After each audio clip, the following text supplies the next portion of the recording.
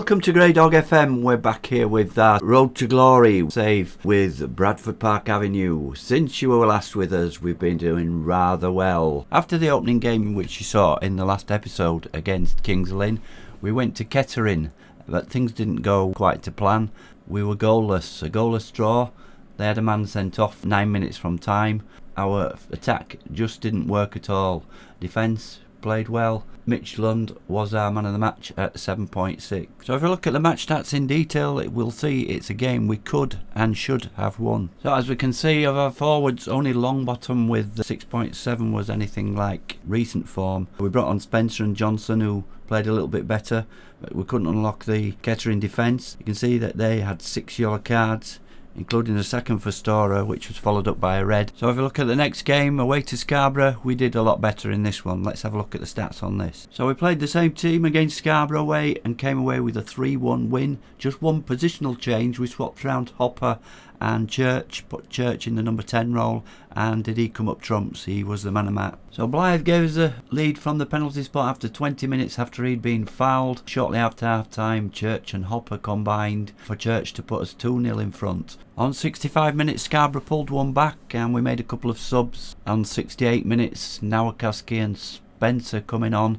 and it was them two that combined in the 83rd minute with Nowakowski scoring. He'd been brought on to bolster up the midfield in a defensive way, but he ended up scoring, and a comfortable 3-1 win in the end. So next game we were back at the Horsefall, and it was 4th against Kidderminster, who was 6th. Both teams really cancelled each other out, and it was another 0-0 draw. We had our chances, but we didn't take them. Overall, not a bad performance, one that could have gone either way. Both teams XG only adding up to less than 1.95, so we're still unbeaten going into today's game against Chorley away. So let's see what we've been doing in the transfer market to try and strengthen the squad. We've agreed a contract with 19-year-old Harry Hagan, centre-back, and we're awaiting his decision now. A young player just been released by Everton, and our scouting report is coming in at 4.5-star current ability, hopefully getting up to 5-star. He would go in straight into our team probably as our best centre-back. We're just awaiting his decision now. He's got offers from Oxford City and Dagenham and Redbridge, so we might have a chance. Especially as being a Liverpool-born Everton supporter, he may not want to go down south, and as a northern club in the running, we would be a favourite probably. There again, that's logical thinking. Whenever did transfers in Football Manager follow logic? So let's bring you up to date with some of the other young players that we've brought in. There's Kieran McLaughlin, a left back, 16 years old, which I told you about in the previous episode. He's been playing in the under-18s and doing quite well. Alex Simpson, 16 years old also, a left winger, but we're training him as a attacking midfielder centre. That's the position we're looking for somebody. 3-star current ability, 4.5-star potential ability. So he could go into the first team already. He's definitely a good prospect. John Joe Brazel, again 16, he's a left winger, and 2-star current. He's a bit behind the others, and 5-star potential. David Hamed is a striker, 16 again, 2.5-star current, 5-star potential, and he's got a 12 attribute for finishing. Pretty good talent we've brought in there, brought in by our director of football. He does bring in some other deals which don't look so good. Some other players he offers contracts to, so I have to go in and reject them. And here is the man that's responsible for those deals, Martin Knight, and we can see why he's getting some of the wrong. Judging player ability 1, judging potential 3. That's why he's booking some bad ones as well. Just looked him up on Google and found out that he's more of a commercial manager really, but maybe I'm wrong. But he's picked up some good players as well, give him his due, but we'll see how they go on. I'll just show you this one. Here's one that got away. I thought we'd maybe had a chance of signing this guy. Jaden Onen, 21-year-old Ugandan, 4.5-star current ability, attacking midfield centre, just what we needed. Was being released by Sheffield Wednesday. Had been previously at Arsenal, Palace and Brighton in the Premier League. Not played outside the league. We agreed a contract with him eventually. We have a problem in that our maximum wage is £200 a week, but we got round that by offering him a signing on fee. He agreed the contract, but there were other clubs in for him, and he ended up going to the National League with Notts County. He won't play there, he's a fringe player. Tried to get him on loan, but they won't loan him out. He's one that got away from us. So let's look how we stand in the league at the moment. We're in 4th place, 2 points behind the pace setters Darlington and Peterborough Sports, first and second with 10 points. Let's have a look at today's opponents then. Chorley, as we can see, they started off the season with 2 defeats, 3-1 away to Telford and 3-2 to current leaders Darlington. They've won the last 2 games, 1-0 at home to Blythe, 3-0 away to Boston, so we've got a tough game coming up today. They're currently sitting in 11th place. So let's have a look at the latest team news for today then, see if we've made any changes to the team that has been doing so well for us. So just the one change then, Spencer returns in place of Richmond in the midfield. He is fully fit now and able to start, vice captain. On the bench we've got Brad Doherty coming back as well. He's fit to play 45 minutes if necessary. We've also got youngster Liam Hall on the bench as a backup goalkeeper, just in case. Playing an away game, I don't want to take the risk anymore. They're joined by Navakowski and Ollie Johnson. So let's get into the game then and see if we can continue our good run. So it's Chorley that gets us underway here at the Victory Park Stadium, and as I said, they're on a good run. Won the last 2 games, not conceded a goal, but we're in pretty good form ourselves, and up there in 4th position. And first action then is a corner in the 6th minute from Chorley. Puts the ball in the box, but Lund heads that unclear, but picked up by Whitehouse, passes it inside to Tomlinson, and what's happened there? GSK fumbles that one in. Decent shot from outside the box, but fumble that one in, and saying it went in off the post. Let's have a look again. Whitehouse passes inside. Tomlinson, good shot, but should have really dealt with that, GSK, and a goalkeeping mistake gives Chorley the first goal, and we need to come back from this. We're not used to conceding goals. That's only the 2nd goal we've conceded this season, and first time we've been behind. Here's Spencer with a free kick, deflected though, behind for a corner. We're in the 16th minute and it's Spencer that's going to take it. So can we get on the end of this? Where is Blythe, our main man? Just saying that, Blythe have just scored, the team, but Church outside the box, plays it to Lund. Lund back out to Spencer after taking the corner, but he's got a poor cross in, and it's Chorley who stopped that attack in its tracks. But we're back on the attack here again. Dunstan with a throw in, and Church picks up, shoots, but well over the bar there, and it's a goal kick. So we've really been up against the odds in every game according to the bookies. We're never been favourite in a game, and we're certainly not in this one. I think we're 9-4, which is pretty much outsiders. Longbottom picks up the ball. Church knocks it back out to Staunton. The rain's coming down as usual. Spencer with a shot and deflected by Blythe, but he looked offside. Yes, he's offside there. Don't know whether the shot was going in anyway. Probably not. It didn't seem that powerful. But here's Whitehouse again for Chorley, and they're on the attack. We're into the 33rd minute. This Whitehouse seems to be pulling the strings for Chorley. What happened there? Lund clears after their player could have had a shot there by the look of it, and that's a goal kick, so he misses the target. So it's certainly busy. Is JSK in goal? Busier than we'd expect, or busier than he's been in previous games. But Chorley are on a roll, and they're on the attack again. Through ball, played back to Hall. He was the danger man in the scouting report before. That looked offside, and it was blocked anyway. Was it offside? Probably not. No, it's going to be a corner, and we see Peterborough Sports have gone ahead in their game at Kidderminster there, so they're keeping up at the top and looking for the top spot in the league. And Blythe have scored again against Buxton. So we're in 7th position at the moment as we're coming towards half time, and another attack is cleared by Chorley. We're just not getting here's Hall getting away. Hall with a shot, but that's wide. We forced, no, it's a corner. Didn't see the deflection there. Thought that he just shot wide. But it's another corner. They've had a few corners.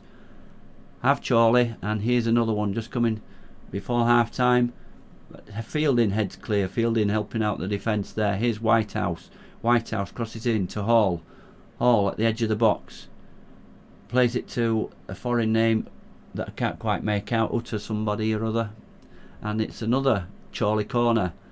And we're lucky here that we're only one goal behind. We're defending quite well. And that one's cleared away. And that's the end of that highlight. Let's put a shout in. Ask them for more. As Chorley are still pressing here. And that one's blocked, and Church plays it out for a throw-in. And we're going to make half-time here. Yeah, half-time, just one goal behind. It could have been worse, but they've only had one shot on target, but they've had 8 shots in total, and XG of 0.57, so we're not giving away great chances. Let's get into the dressing room and see if we can G the boys up for this second half. Here's the team talk to all the players. That was satisfactory at best. No reaction. We don't get any reaction to these team talks. Is it me, or is it just these players that are super confident? Sam Fielding frustrated. Hopefully we can get a grip on this game and come back in the second half. So it's the second half. We kick off. Blythe kicks off, and it's still raining here at Chorley. It's always raining, even in the summer, I think. There's too much rain. Here's Udunston, and there was Udunston as the highlight ends. And Chorley kick out, goalkeeper kicks out, but it's won by Havertz, he's for Chelsea, Havern. And our attack has been disrupted.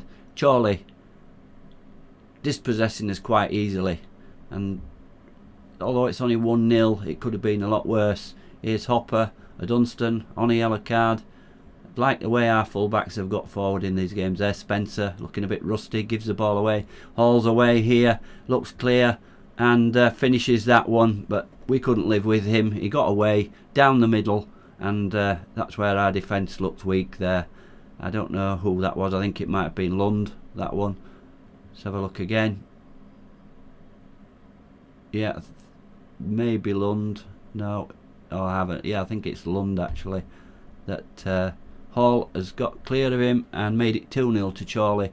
50 minutes, 50th minute, and we're really up against it now. So let's see if we can make some changes then.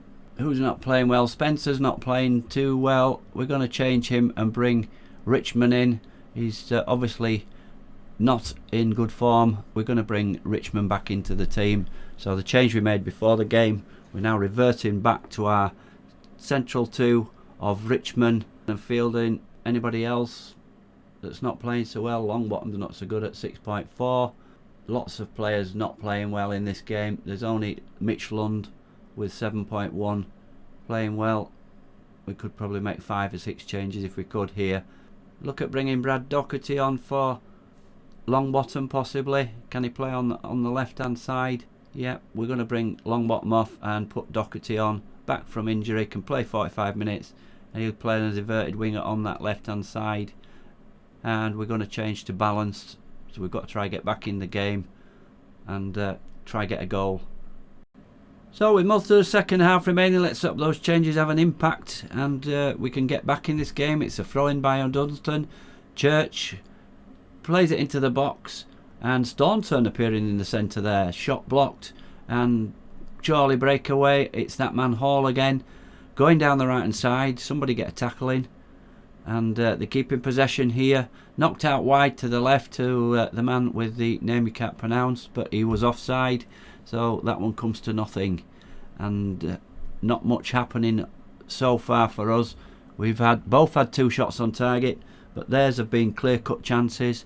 And here's a free kick coming in, and Hall picks up again. He's lurking outside the box for a striker, and header coming in from that cross. Man comes in on the right hand side and just heads over the bar, and it's a free kick to us. Staunton plays the ball in, but straight to the keeper, and we're just not on it today. What a waste that was by Staunton. Just passed it back to the keeper from our free kick, nowhere near any of our players, and Lund's clearance there is picked up by Whitehouse again. Hall's in again, and he gets his second and his 5th goal of the season. And we're 3-0 down now, and a mountain to climb with only 62 minutes gone. And look at this. Look at the space Whitehouse has got, and Hall just runs past our static defender and picks his spot. Not much chance for GSK there. He was at fault for the first goal, but the second two were one-on-ones. You couldn't really expect him to do much with them. So let's look, see if to change something in this defence. We've been poor today, and Havern is looking like the likely man, the skipper. He's been said that he's not fully fit, and are we going to rest him all the time? So we're going to bring Nowakowski on, and he can play in the centre defence.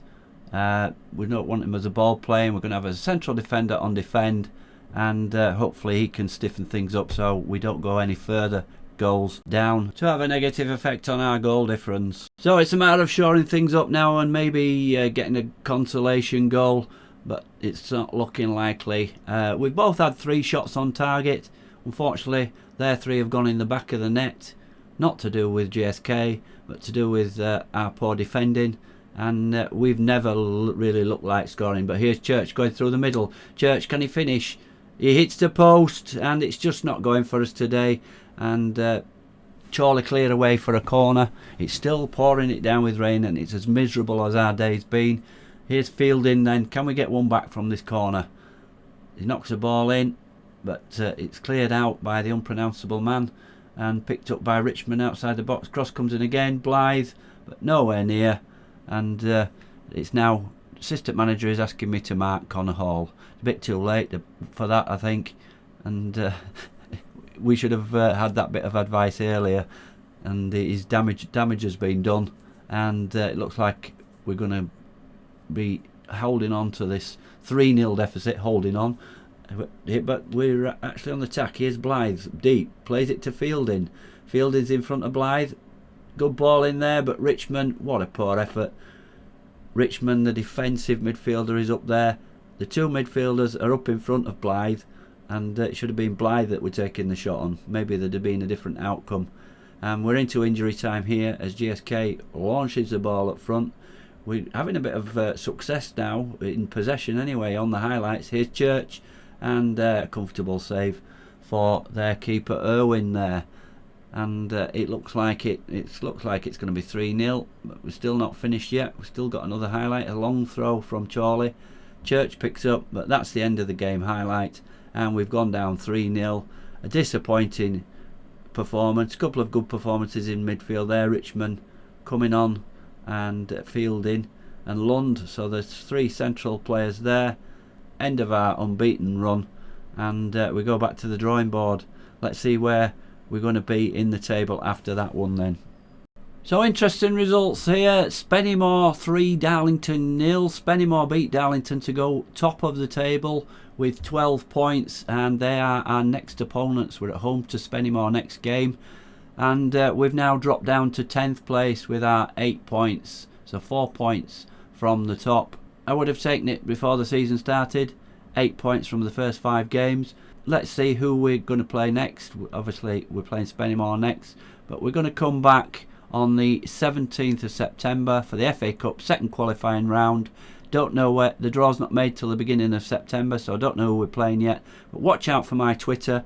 You will find out as soon as the draw is made and who the opponents will be in the next episode. I hope you've enjoyed it. Please like, subscribe, comment please. Not had any comments yet from you Avenue fans. I want to know how you think the club is doing compared to real life. If you want to get your name as one of these younger players, I can facilitate that. Thank you very much for watching. Dave Dog for now, out.